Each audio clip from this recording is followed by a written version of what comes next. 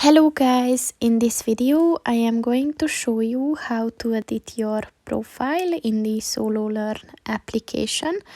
But first I just want to mention, don't forget to subscribe to my channel, because at 10,000 subscribers I am going to show you my whole YouTube revenue statistics and growth strategy, as well as how to make money online. Let's jump into it. First of all, open the application on your phone.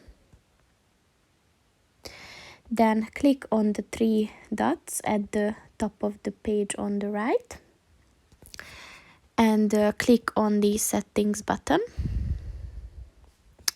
and click on the edit profile button.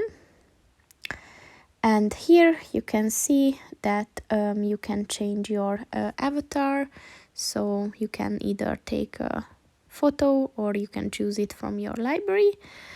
And you can also set your location, so just scroll down and find it. Mine is Hungary, so I will just stick with that.